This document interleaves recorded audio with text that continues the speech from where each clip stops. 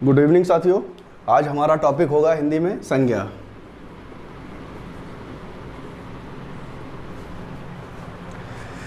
संज्ञा छोटा सा शब्द है। इसका अगर हम शाब्दिक अर्थ देखें तो होता है नाम। क्वेश्चंस इससे आते हैं हर कंपटीशन में। नाम, किसी का भी नाम। नाम का मतलब संज्ञा का अर्थ हो गया नाम, और इसकी अगर हम परिभाषा देखें तो किसी के नाम को संज्ञा कहते हैं।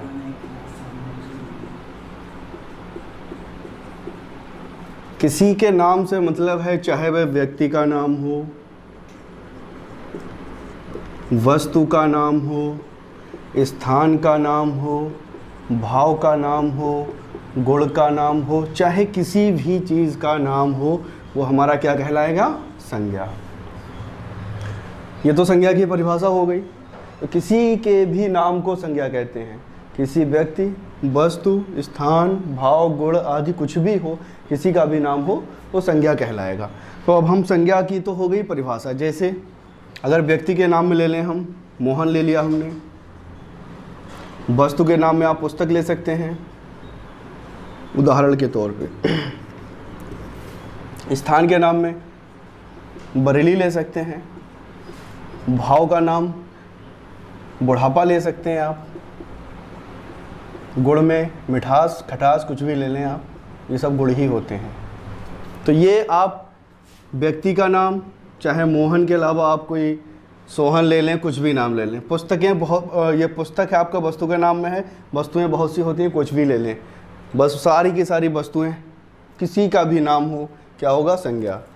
इसके बाद स्थान, बरेली हमने लिया है, आगरा ले सकते हैं, लखनऊ ले सकते हैं, दिल्ली ले सकते हैं। भाव, भाव में आपका बुढ़ापा है, जवानी है, बचपन है, ये सब भाव होते हैं। गुण, गुण में मिठास है, खटास है, या खट्टा मीठा, ये सब गुण होते हैं। इसके अब आगे देखिए संज्ञा के भेद। ये तो संज्ञा की परिभाषा हो गई, आपकी समझ में आई गई होगी संज्ञा क्या होती है। किसी का भी नाम संज्ञा कहलाता है।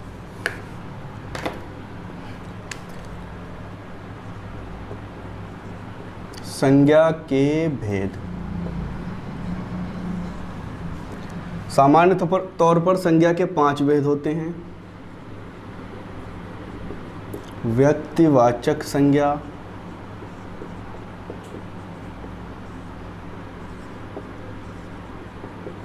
जातिवाचक संज्ञा,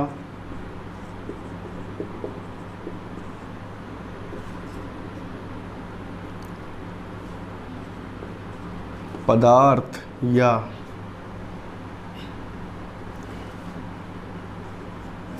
द्रव्यवाचक संज्ञा।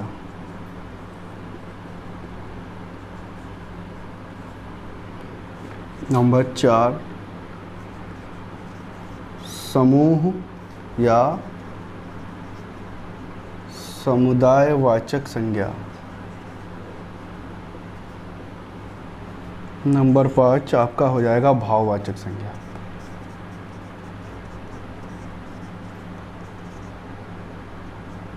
ये संज्ञा के 5 भेद हुए। पहला व्यक्तिवाचक संज्ञा, दूसरा जातिवाचक संज्ञा, पदार्थवाचक या द्रव्यवाचक संज्ञा,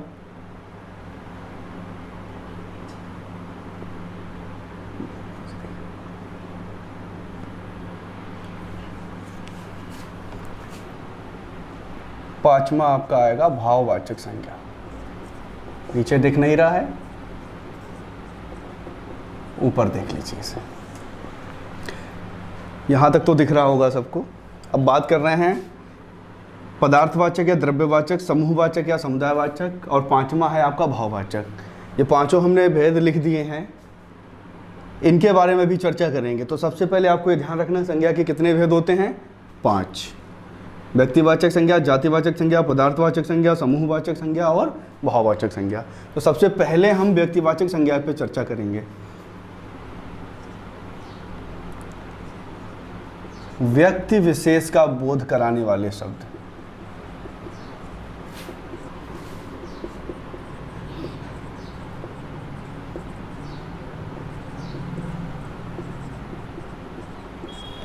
व्यक्ति विशेष का बोध कराने वाले शब्द व्यक्तिवाचक संज्ञा के अंतर्गत आते हैं।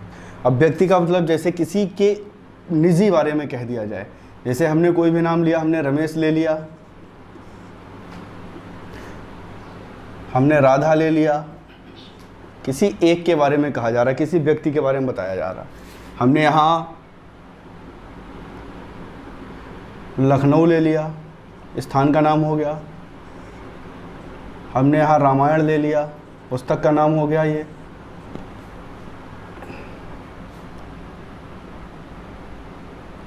हमने यहाँ कामधेनु ले लिया, गंगा ले लिया, हिमालय ले लिया। ये हमने व्यक्तिवाचक संज्ञा में ले लिए। अब देखना ये है व्यक्ति विशेष का, ये केवल व्यक्ति किसी एक के बारे में बोध करा रहे हैं, इसलिए इन्हें व्यक्तिवाचक संज्ञा कहेंगे हम। इसके बाद देखिए जातिवाचक संज्ञा, तो जाति विशेष का बोध कराने वाले शब्द।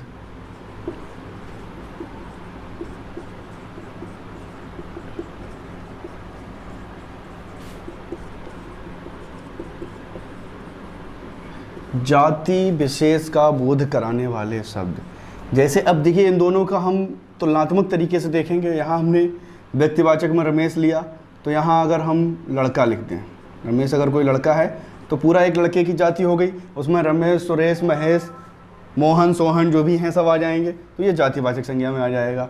राधा एक लड़की का नाम ले लिया, तो हम यहाँ लड़की लिख देंगे।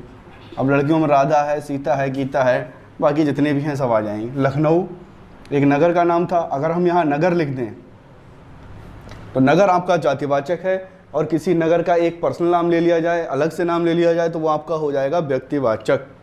इसी तरह रामायण एक पुस्तक है, तो हमने अगर पुस्तक लिख दिया तो ये पुस्तकों की एक पूरी जाति है, और उसमें से हम रामायण लिख दें, महाभारत लिख दें, किसी भी एक पुस्तक का नाम लिख दें, वो आपकी हो जाएगी व्यक्तिवाचक में। फिर देखिए कामधेनु एक गाय स्पेशल थी, गाय का नाम था, तो अगर हम गाय लिख दें तो गाय पूरी एक जाति हो गई, और अगर किसी गाय का नाम अगर कुछ रख दिया जाए तो उसके बारे में अगर हम कहें तो वो आपकी हो जाएगी व्यक्तिवाचक। इसी तरह आपका गंगा एक नदी का नाम है, तो नदी अगर हम कहें तो जातिवाचक में आ जाएगा, और गंगा, यमुना, सरस्वती, कावेरी, ब्रह्मपुत्र, गोदावरी, जितनी भी ये नदियों के अलग अलग नाम ले लेंगे वो हमारे व्यक्तिवाचक में आ जाएंगे। इसी तरह हिमालय एक पर्वत का नाम है, तो अब पर्वत एक जातिवाचक हो गया। अब पर्वतों के अंतर्गत अलग अलग नाम ले लेंगे, वो आपका हो जाएगा व्यक्तिवाचक। जैसे हिमालय है, गोवर्धन है, ये सब पर्वतों के नाम हो गए। तो ये दो आपकी क्लियर हो गई। किसी को कोई इसमें दिक्कत हो तो कमेंट में अपना कमेंट छोड़ दीजिए, कमेंट बॉक्स में आपको बता दिया जाएगा। जातिवाचक और व्यक्तिवाचक, इन दोनों में अंतर थोड़ा सा है, वो अंतर आप कर लेंगे तो कोई दिक्कत नहीं होगी। जैसे समाचार पत्र है एक शब्द, अगर समाचार पत्र पूछा गया है, ये परीक्षा में किसी परीक्षा में पूछा गया है समाचार पत्र में कौन सी संज्ञा है, तो समाचार पत्र की अगर हम बात करें, जैसे यही है हमारा समाचार पत्र, तो समाचार पत्र की बात करेंगे तो ये आपका आएगा जातिवाचक में। अगर आप समाचार पत्र का कोई नाम अलग से ले लें, जैसे अमर उजाला है, हिंदुस्तान है हमारा, या दैनिक जागरण है, तो उसमें आपका हो जाएगा, तो अगर अमर उजाला, हिंदुस्तान, दैनिक जागरण वगैरह हम कुछ भी, मान लिया अमर उजाला हमने ले लिया, तो अमर उजाला अगर हम लिखेंगे तो ये हमारा हो जाएगा व्यक्तिवाचक। क्यों? क्योंकि ये किसी एक अखबार का नाम है, और समाचार पत्र में सारे अखबार आ जाएंगे, वो एक पूरी जाति हो गई, तो ये जातिवाचक हो गया, ये व्यक्तिवाचक हो गया। इसमें अब किसी को अगर कोई दिक्कत हो तो कमेंट बॉक्स में अपना कमेंट छोड़ दीजिए, आगे देखते हैं। अब बात करेंगे हम पदार्थवाचक। तो पदार्थवाचक संज्ञा आपने द्रव्य पढ़े ही होंगे, द्रव्य या पदार्थ। पदार्थों की कितनी अवस्थाएं होती हैं विज्ञान में आपने पढ़ा होगा। पदार्थों की होती हैं 3 अवस्थाएं, एक होती है ठोस, दूसरी होती है द्रव, और तीसरी होती है गैस। ये 3 अवस्थाएं होती हैं। तीनों अवस्थाओं की संज्ञाएं अलग अलग होती हैं। अगर इसकी हम परिभाषा की बात करें तो हम लिख सकते हैं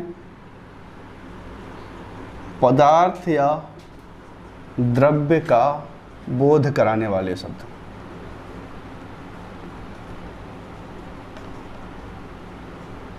तो ठोस, द्रव और गैस, ये 3 अवस्थाएं पदार्थ की होती हैं, विज्ञान में आपने पढ़ा होगा। तो ठोस अवस्था में जितने भी पदार्थ होते हैं वो सब आ जाएंगे।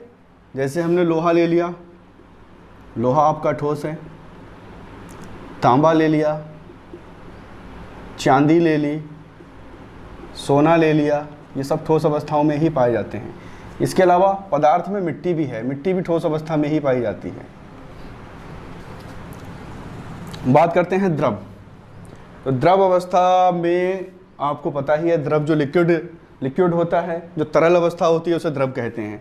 जैसे आपका जल है, पानी, तेल है, पारा है, दूध है, ये सब द्रव अवस्थाएं होती हैं। तो ये आपका अगर आएगा तो ये द्रव अवस्था हो गया। ये सब इनमें होगी, सब में पदार्थवाचक या द्रव्यवाचक संज्ञा ही, लेकिन इन तीनों की अवस्थाएं अलग अलग हम बता दे रहे हैं। गैस में आपका जैसे ऑक्सीजन है, नाइट्रोजन है, और बाकी जो भी जितना भी गैस होगी, जैसे धुआं है, ये धुआं भी आपका एक गैस का मिश्रण ही होता है, गैस ही होती है। इसलिए इस धुएं को भी हम किस में रखेंगे? पदार्थवाचक या द्रव्यवाचक में। गैस के रूप में ही धुआं विद्यमान रहता है। अब हम बात करते हैं, ये तो आपके हो गया पदार्थवाचक संज्ञा, इसमें किसी को कोई दिक्कत नहीं होगी। अब हम बात करेंगे समूहवाचक या समुदायवाचक। तो समूह क्या है? समूह का बोध कराने वाले, समूह या समुदाय का बोध कराने वाले शब्द, समूह या समुदाय का बोध कराने वाले शब्द। समूह होता है इकट्ठे, 4 लोग इकट्ठे बैठ जाएं उसे हम समूह ही कहते हैं। 4 लोग या 5 लोग या 10 लोग इकट्ठा होकर अगर एक समूह में बैठ जाएं उसे हम समूह कहते हैं।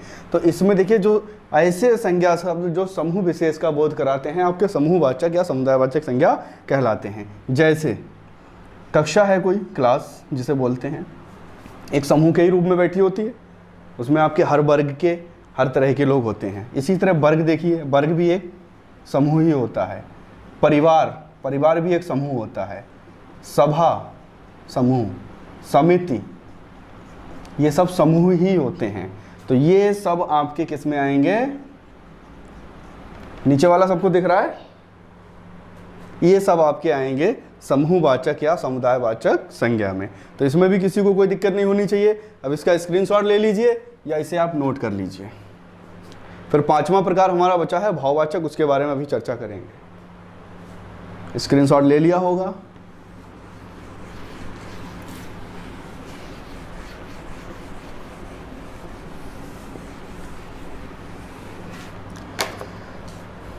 यहाँ हमारा 5वां नंबर आएगा आपका भाववाचक संज्ञा। भाववाचक संज्ञा, नाम तो केवल भाववाचक है, लेकिन इसमें देखिए वे संज्ञा शब्द जो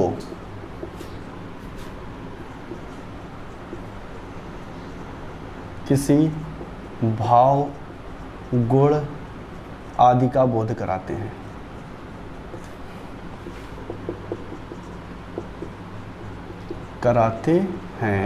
भाववाचक संज्ञा कहलाते हैं।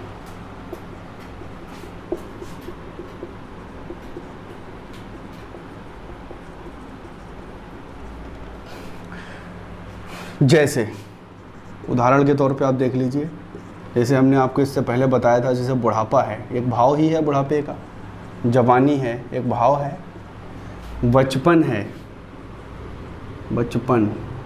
बचपन का भी एक भाव विद्यमान रहता है। बाकी जितनी अब अवस्थाएँ, शैशवावस्था है, बाकी किशोरावस्था, ये सब भाव ही हैं।